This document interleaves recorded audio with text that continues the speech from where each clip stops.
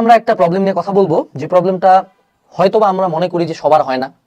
আমরা ভাবি যে এটা শুধুমাত্র ফেমাস সোশ্যাল মিডিয়া টিকটক আর এদেরই হয়, আমাদের লাইফে কখনো এটা এক্সিস্টই করে না।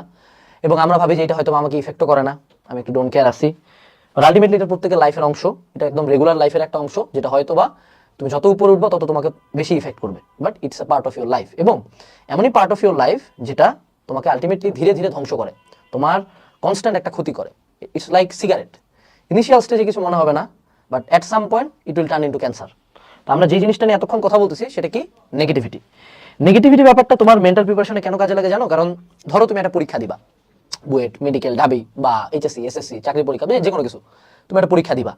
অ্যান্ড এই পরীক্ষার আগে তোমার আশপাশে যতজন মানুষজন আছে তারা যদি সবাই বলে এবারে কিছু তো পারিস না, মামা তোর তো নাম্বার কম, মামা এবার তো বুয়েটের পরীক্ষা খুব কঠিন হচ্ছে, তোর মতো সন্তান আমার দরকার নেই, সি এগুলা তুই বুয়েটের প্রিপারেশন নিবি, তোর দ্বারা হবে। কন্টিনিউয়াসলি যদি আমি এই কথা বলি, তুমি যদি কম্পিটেন্টও হও যে না ঠিক আছে এই ছেলেটা ইনাফ কম্পিটেন্ট, ওর চান্স পাওয়ার সম্ভাবনা আছে, ও চান্স পাইতে পারে, তারপরেও 100 তুমি চান্সটা পাবা না, এটা একদম ড্যাম শিওর।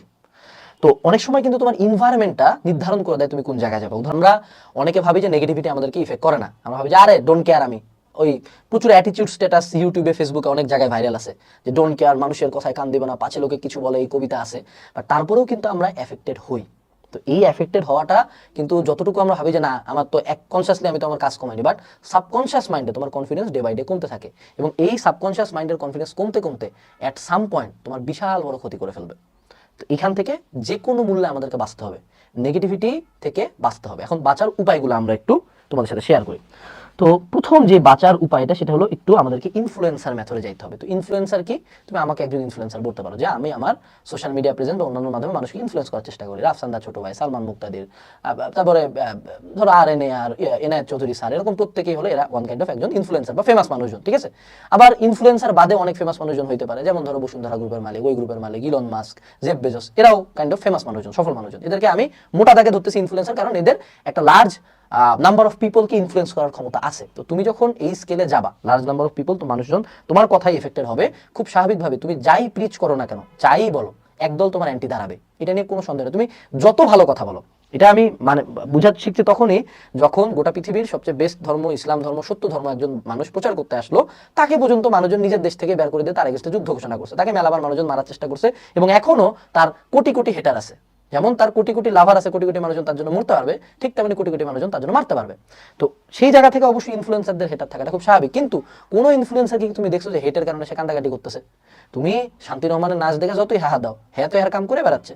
তুমি যদি হিরো আলম, এটা খুব জলজান্ত উদাহরণ এই ইনফ্লুয়েন্সারের পদ্ধতিটাতে, যে তার পুরো লাইফটাই হলো গালি এবং হাসাহাসি দিয়ে, কিন্তু এখান দিয়ে সে এমপি ইলেকশন করে ফেলেছে 2বার, অর্থাৎ তার একটা ভালো পরিমাণে কিন্তু কামাই আছে। তো তারা এই পরিমাণে নেগেটিভিটি কিভাবে হ্যান্ডেল করে, সেই পদ্ধতিগুলো বুঝলে আমরা নিজেদের একটা পদ্ধতি বের করতে পারবো। প্রথমত নেগেটিভিটি থেকে বাঁচার 1 নাম্বার উপায় হলো নেগেটিভিটি অ্যাভয়েড করা।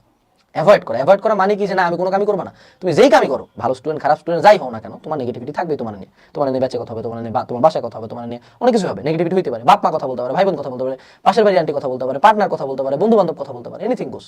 Negativity first of all avoid করতে হবে, যে এই জায়গায় আমি পড়বো না। এবং ট্রাই করতে হবে যারা নেগেটিভ পিপল, এই যে ইনফ্লুয়েন্সার কি করছে, মাঝে একটা গ্রুপ অফ পিপল দাঁড় করেছে, তুমি এখন কি তোমার সব জায়গায় একজন লোক নিয়োগ দিবে না। তুমি জাস্ট ওই জায়গাগুলো যেখানে আমি ডিরেক্টলি নেগেটিভ ভাবে এফেক্টেড হতে পারি, ওই জায়গাগুলো আমাকে অ্যাভয়েড করে চলতে হবে। এরপরে সেকেন্ড যেটা, সেটা হলো গন্ডারের চামড়া।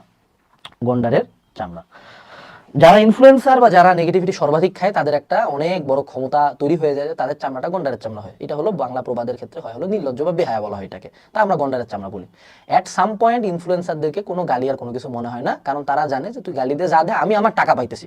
এখন তুমি যদি আমাকে সারাদিন গালি দিয়ে দিন শেষে 1 লাখ টাকা দিয়ে যাও প্রতিদিন, তা তো আমি বলবো যে বাবা গালি কেন, আমাকে ধরে ধরে থাপড়ও দে, তাও টাকাটা দিয়ে যা আমাকে, আমার কোনো সমস্যা নাই। এটা কিন্তু বেসিক হিউম্যান থিংস, সবাই আলটিমেটলি দিন শেষে টাকা চায়। রিসপেক্টের মারে বাপ, রিসপেক্ট পরে কিনা যায়, এটা হলো দুনিয়ার বাস্তবতা। তো তারা তখন গন্ডারের চামড়া ডেভেলপ করে ফেলে। তো তুমি যদি লাইফে উপরে উঠতে চাও, অর্থাৎ চান্স পাওয়া, ভালো রেজাল্ট করা, এটা আসলে আলটিমেট লাইফের উপরে উঠানা, এগুলাও এক একটা করে স্টেপ। সো তুমি যত স্টেপ আপগ্রেড করবা তত তোমার হেটার বাড়বে। That's a simple human thing, simple society rule. হ্যাঁ, তো এই জায়গাটাতে তোমাকে প্রথম যেটা করতে হবে, ধীরে ধীরে নিজের মনকে বুঝাইতে হবে যে আমি নেগেটিভিটিতে আমার কোনো ভালো যায় আসে না। দেখা যায় যে বিভিন্ন মেয়ে বা বিভিন্ন ছেলে স্ক্যান্ডেল বের হলে একদল সুইসাইড করে, আরেক দল স্ক্যান্ডেলটাকে পুঁজি করে আরো উপরে উঠে যায়। আমরা নর্মাল যারা মানুষজন আছে, আমাদের তো এত নেগেটিভিটি ফেস করতে হয় না। তো অবভিয়াসলি আমাদেরকে এত থিক স্কিন তৈরি করতে হবে না। বাট আমরা যদি রেগুলারলি নিজেকে বুঝাই যে মানুষ কি বললো এটাতে কান দেবো না, মানুষ কি বললো এটাতে কান দেবো না, এবং কনস্ট্যান্টলি নেগেটিভিটি খাইতে খাইতে কিন্তু এটা গ্র্যাজুয়ালি ডেভেলপ হয়ে যায়, ঠিক আছে? সো অলওয়েজ এই নেগেটিভিটি থেকে পালাই যাবো এমন না, মাঝে মধ্যে এটা ফেস করবো, মাঝে মধ্যে এটা শোষণ করবো, নিজেকে বুঝাবো it's a part of my life, it's a part of my journey, it's a part of me. তুমি যত ভালো হও, যত খারাপ হও, মাঝামাঝি হও, কেউ না হও, নেগেটিভিটি তুমি পাবাই। So be okay with that. এই গন্ডারের চামড়া আমাকে ডেভেলপ করতে হবে। এরপরে আরেকটা বলবো, সেটা হলো অ্যাভয়েড নেগেটিভ পিপল। দেখো আমাদের লাইফে দুই ধরনের মানুষ থাকে, পজিটিভ পিপল, নেগেটিভ মানুষ। তো কিছু মানুষজন আছে যাদের সাথে তুমি বলবো যে মামা আমি আজকে তো ইঞ্জিনিয়ারিং প্রশ্ন ব্যাংক করলাম, আমি তো ইঞ্জিনিয়ারিং প্রিপারেশন নিব, আজকে থেকে শুরু করতেছি। বলছি এ মামা আরে বলিস না রে, ইঞ্জিনিয়ারিং কোশ্চেন ব্যাংক এত কঠিন, আরেক বড় ভাই তো ইঞ্জিনিয়ারিং কোশ্চেন ব্যাংক করছিল, তো হ্যাঁ তো এখন কোথাও চান্স পায় না, হ্যাঁ এখন পড়াশোনা ছেড়ে দিয়ে সবজির দোকান করতেছে। বা তুমি বলবে মামা একটা ব্যবসা শুরু করতে যাচ্ছি, ব্যবসা শুরু করছি কাপড়ের, তুই লাইক দিস পেজটাতে। বলছি আরে কিসের ব্যবসা রে, এই কাপড়ের ব্যবসা করে তো একদম দেউলিয়া হয়ে গেছে, এলা তোর শোভা পায়, তুই কেন ব্যবসা করি ওর পর? মানে তুমি ওই টাইপের মানুষজনকে যাই বলবা, যাই করবা, হ্যাঁ তোমার সমালোচনা করবে, একটা নেগেটিভ কথা বলবে। আরেক দল মানুষ আছে তোমাকে দেখতে পারে না। ব্যাপারটা হলো হেটার কয়েক ধরনের হয়। একদল হেট করে কারণ তোমার সাথে তার আইডিওলজি মিলে নাই, আরেক দল হেট করে কারণ এটাই ওর কাজ, ওর লাইফে এটাই লক্ষ্য। এখন আমাকে কেউ যদি হেট করতে চায় হতে পারে, কেউ চেহারার জন্য করে হতে পারে, কেউ কথার জন্য করে হতে পারে, কেউ লাইফস্টাইলের জন্য করে হতে পারে, কেউ হিংসা থেকে করে হতে পারে, কেউ এমনি আমার সাথে আইডিওলজি মিল কেন হতে পারে, কেউ এমনি হেট করে। ওভারঅল নেগেটিভ পিপলের কিন্তু একটা বড় দল আছে। এই নেগেটিভ মানুষজন তোমার বাপ মা, ভাই বোন, পাশের বাসার আন্টি, আত্মীয় স্বজন, বন্ধু বান্ধব, যে কেউ হইতে পারে। যখনই নেগেটিভ পিপল আসবে এই মানুষগুলোকে অ্যাভয়েড করতে হবে। নট লাইক দ্যাট তাদেরকে পুরো লাইফ থেকে কাট অফ করে দেবো, এরকম না। নেগেটিভিটি যে কোনো জায়গাতে আসতে হবে, কাট অফ করলে তো তুমি একা হয়ে যাবে, একা হয়তো বাঁচতে পারবে না সমাজে। তো সেখানে তোমাকে যেটা করতে হবে, এই মানুষগুলোকে অ্যাভয়েড করতে হবে, অর্থাৎ এদের সাথে বেশি কমিউনিকেশন, বেশি শেয়ারিং, বেশি কথাবার্তা বলার দরকার নাই। এরা সুযোগই যাতে না পায় তোমাকে নেগেটিভিটি দেওয়ার। এই মানুষগুলোকে অ্যাভয়েড করে রাখবে এবং লাইফে পজিটিভ মানুষজন রাখবে। বিষয় আমাকে মনে রাখতে হবে যে মানুষের কথাবার্তা তোমার উপর ইফেক্ট করে। তো চিন্তা করো, ধরো তোমার একটা সার্কেল আছে যারা, যেখানে প্রত্যেকে ভালো পড়াশোনা করে, প্রত্যেকে হার্ড ওয়ার্কার, প্রত্যেকে একে অপরকে পড়াশোনায় হেল্প করে এবং প্রত্যেকে বলে যে মামা তুই যে পরিমাণে এফোর্ট দিছিস ইনশাআল্লাহ তো চান্স হবে। যদি এমন কোনো বাপ মা থাকে যদি বলে যে না বাবা তুমি যা করো করো, আমি আমার ফেথ আছে তোমার উপর, তুমি যে পরিশ্রম করছো তোমার চান্সটা হবে। তো এই ছোটখাটো ওয়ার্ডস অফ অ্যাফার্মেশন কিন্তু আমাদের মানে মোটিভেশন লেভেল, আমাদের কাজের দক্ষতা অনেক গুণে বাড়ায় দেয়। সো লাইফের নেগেটিভ মানুষগুলোকে কাট অফ করা শিখতে হবে। এটা যদি তুমি না করতে পারো, তোমার এটা গার্লফ্রেন্ড হোক, বয়ফ্রেন্ড হোক, সে যদি কনস্ট্যান্টলি তোমাকে ডাউন করার চেষ্টা করে, এট সাম পয়েন্ট তুমি ডাউন হবা, তুমি কখনোই এই নেগেটিভিটি থেকে কাটায় উঠতে পারবা না। সো এই টাইপের মানুষজন কাট অফ করে লাইফে পজিটিভ মানুষজন ঢুকবে, যারা তুমি যাই করো না কেন তালি বাজাবে। মেজরিটি ওদের, এটা আমাদের মেজরিটি বাবা মা কিন্তু এই টাইপের, যে তুমি যা করো না কেন তারা তোমাকে সাপোর্ট করে। কিছু বাবা মা সাপোর্টিভ হয় না, তো সেক্ষেত্রে তাদের ক্ষেত্রেও অ্যাভয়েড করে চলতে হবে। কারণ তুমি যত নেগেটিভিটি নিবা, এটা তোমার আলটিমেটলি এনার্জি ড্রেন করবে। এটা ফাইট করার জন্য তো তোমার একটা মেন্টাল এনার্জি লাগতেছে, সো এটা কিন্তু আলটিমেটলি তোমার জন্য ভালো না। এরপরে আসো, সেটা হলো প্রতিবাদ। সেটা হলো প্রতিবাদ করবো। কেউ যদি কনস্ট্যান্টলি আমাকে নিয়ে নেগেটিভ কথা বলে, কনস্ট্যান্টলি আমার মাথায় নেগেটিভ জিনিসপাতি ঢুকায়, কনস্ট্যান্টলি আমার পিছন দিকে কথা বলেই যাচ্ছে, আমার যদি সক্ষমতা থাকে, I will talk to him or her, আমি তার সাথে কথা বলবো। আমি তাকে বলবো এই জিনিসটা আমি একেবারেই পছন্দ করতেছি না, এই জিনিসটা যাতে ফার্দার না বলা হয়। যখন আমি এটা বলবো, সে অবভিয়াসলি জিনিসটা বোঝার চেষ্টা করবে। এখন আমরা একদল আসি যে ওই যে স্কুলে বুলিং হচ্ছে, বুলিং হয়েছে দেখে আজকে আমার এই অবস্থা। বাবা বুলিং তুই নিছিলি কেন? স্কুলের বুলি তোকে 2টা মারছে, তুই উঠে একদিন একটা 4টা মারে দেখ, তুই তারপর মারি খেলে সমস্যা নেই। ওই দিন থেকে তোকে অ্যাভয়েড করে চলবে। কারণ আমরা যখন কনস্ট্যান্টলি নেগেটিভিটি নিতে থাকি, মানুষজন ধরেই না যে একে মজা নিবই, আমি এর গায়ের কালার বা অন্য কিছু নিয়ে মজা নিতেই থাকবো। আমরা কিন্তু মজা তারে নেই যে মজাটা সহ্য করে, ঠিক আছে? যে সহ্য করে না, যে প্রতিবাদ করছে, যেমন আমাকে স্কুলে একটা সময় মানুষজন পাগল বলতেছিল। তো এই জিনিসটা আমি আমার মাকে বলার পরে বসে যে বলবো ওকে ধরে মারবি, আমি এক বেটাকে মাটিতে ফেলায় মারছি, ঠিক আছে? তারপর দ্বিতীয় জন আরেকজনের কলার ধরে ফেলছিলাম, তারপর এট সাম পয়েন্ট তারা এই কথাটা বলে না। আমি যদি এটা না করতাম, এখন আমার নাম মানুষজন পাগল উঠাই দিত, ঠিক আছে? তখন কথা স্কুলে আমার নাম কেন পাগল ছিল? কারণ আমি সারাদিন পড়তাম বসে বসে। তো এটা কিন্তু একটা পজিটিভ থিং। আচ্ছা, তো প্রথমত প্রতিবাদ করতে হবে, প্রথমত না, এটা হলো থার্ড পয়েন্ট, যে আমাদেরকে নেগেটিভিটি নিয়ে প্রতিবাদ করতে হবে। ওকে, আর আরেকটা যেটা সর্বশেষ মেন্টালিটি, যেটা সবাই তোমাকে লাস্টে বলে, যে লাস্টে না শুরুতেই বলে, আমি এটাকে সর্বশেষ রাখছি, সেটা হলো ডোন্ট কেয়ার মেন্টালিটি। যে মানুষ কি বললো শুধু না, এই কথা এখন বলা সহজ, মানা খুবই কঠিন, unless you have something different from them. অর্থাৎ আমি যদি আনলেস বুয়েটে পড়ি, তাহলে আমার হয়তোবা অন্য যে এইচএসসি তে পড়া একটা স্টুডেন্টের কথা শুনে গায়ে লাগবে না। এখন আমি যদি নিজেরই কিছু না থাকে, যে আমি নিজে আমার রুমের মধ্যে সারাদিন বয়ে থাকি, আমার লাইফে অ্যাচিভমেন্ট বলতে কিছু নেই, আমি আমার নিজের লাইফ নিয়ে হ্যাপি না, তখন কিন্তু কেউ আমাকে গাড়ি দিলে আমার গায়ে খুব বেশি লাগা যাবে। এই জন্য তুমি দেখবো যে অনলাইনে যারা ওয়ারিয়ার আছে, টাইপিং ওয়ারিয়ার, ওরা কিন্তু এরকম সারাদিন টাইপ করতে থাকে। মানে ফেসবুকে ঝগড়া লাগলে, মানে এত বড় বড় জিনিস, ওকে সামনে আসে তাকাইতে বলবো, ওখানে মনে করো নাই হয়ে গেছে, পালা গেছে। তো ডোন্ট কেয়ার মেন্টালিটিটা তুমি ধীরে ধীরে চাইলে ডেভেলপ করতে পারো, বাট এই ডোন্ট কেয়ার মেন্টালিটির সাথে বেহায়াপনা মিলাবো না। কনফিডেন্স আর ওভার কনফিডেন্স দুটো ডিফারেন্ট থিং। ঠিক তেমনি ডোন্ট কেয়ারের সাথে বেহায়াপনা মিলানো যাবে না। অর্থাৎ সকল নেগেটিভিটি যে তোমার জন্য খারাপ এমন না। কিছু নেগেটিভ, যেমন তুমি যদি আমাকে বলো যে ভাইয়া আপনার এই ভিডিওতে সাউন্ডটা খুব একটা ভালো আসতেছে না, সাউন্ডটা বেটার হলে ভালো হয়। আমি যদি বলি তুই কি জানিস এটার মাইক্রোফোনের দাম কত, তুই আমাকে ছোট করার চেষ্টা করছিস, তুই বলতে যে আমার কথা শোনা যায় না, আমার ভয়েস কি লো, হ্যাঁ তোরে দেখে নিব, তাহলে কিন্তু রং হলো। তুমি কিন্তু জাস্ট নর্মালি আমাকে অ্যাপ্রোচ করছো তোমার ভালোর জন্য, প্লাস আমার ভালোর জন্য, যে সাউন্ডটা যাতে জোর হয়। তো এই জায়গায় যখন গঠনমূলক সমালোচনা হবে, সেটাকে নেগেটিভিটিতে ঢুকায় ডোন্ট কেয়ার হবে না। নেগেটিভিটি আসলে আগে অ্যানালাইজ করবা, যে এখান থেকে আদৌ বেটার কিছু করা সম্ভব কিনা। কারণ ওই যে নিন্দুকের বাসি আমি সবচেয়ে ভালো, সে হলো মানে যে কোনো সময় আমার ভুল টুল ধরে দেয়, আমাকে নিজেকে কষ্ট করতে হয় না। তো ঠিক তেমনি যদি কোনো একটা জায়গায় তোমাকে নিয়ে এমন নেগেটিভিটি হয় যে জায়গাটাতে তোমার জিনিসটা ঠিক করার জন্য, জিনিসটা ঠিক করার একটা সুযোগ আছে এবং এটা তোমার জন্য বেটার, তোমার সুবিধার্থে, তখন কিন্তু তুমি ঠিক করার চেষ্টা করবা। এখন যদি এমন হয় যে না ও নেগেটিভিটিটা ছড়াচ্ছে বিনা কারণে, যেখানে অ্যাকচুয়ালি তুমি ঠিক করার কোনো অপশন, এখন আমি যদি তুমি যদি আমাকে সারাদিন বলো যে ভাই এই ভাই আপনার কেন ওয়েট বেশি, ভাই আপনি কেন খাটো, ভাই ভাই আপনি কেন খাটো, ভাই আপনার কেন 5 ফিট 7 ইঞ্চি হাইট, আপনার কেন 5 ফিট 10 হলো না, ভাই আপনার দাড়ি কেন এত বড়, ভাই আমার পছন্দ না, এগুলো তো কোনটা আমার কন্ট্রোলে নেই। ওয়েটটা আমার কন্ট্রোল আছে, আমি তাহলে কি করবো, আমার ওয়েটটা ঠিক করতে পারবো, দ্যাটস ইট। বাট আমার হাইট আমি চেঞ্জ করতে পারবো না, আমি আমার দাড়ি চেঞ্জ করতে পারবো না, দ্যাটস ইট। তো এই দুইটাতে যে নেগেটিভিটি ছড়াচ্ছে এটা আমাকে ডোন্ট কেয়ারে রাখতে হবে। সর্বশেষ প্রথম যে নেগেটিভিটিটা ওয়েট কমানোর ক্ষেত্রে, ঠিক আছে, I can improve my weight, এটা আমার বডির জন্য ভালো, প্লাস তার যদি পছন্দ হয় খুব ভালো, ওকে ঠিক আছে। এরপরে আসো, সেটা হলো হাডুডু। মনে রাখবা নেগেটিভিটি মানে নেওয়ার প্রথম যে আমি যেদিন রিয়েলাইজ করলাম যে আচ্ছা আমি যখন 3-4 হাজার সাবস্ক্রাইবার, আমার 2 না 2.5 হাজার সাবস্ক্রাইবার, তখনই মানুষজন মেলা মেলা বড় বড় টেক্সট দিয়ে গালিগালাজ করতে হয় না। আমি একটা বসে এত ইম্যাচিউর ছিলাম, নিজেই তো ছোট চ্যানেল চালাইতাম, আমি বসে বসে সবাইকে কমেন্টে গালি, এই তুই এখানে, এই তুই ফান কেটে, তোকে দেখে নিবে, হ্যান ত্যান, তুই আমাকে চিনিস, আমার রেজাল্ট জানিস, আমি এই কাজ করতাম।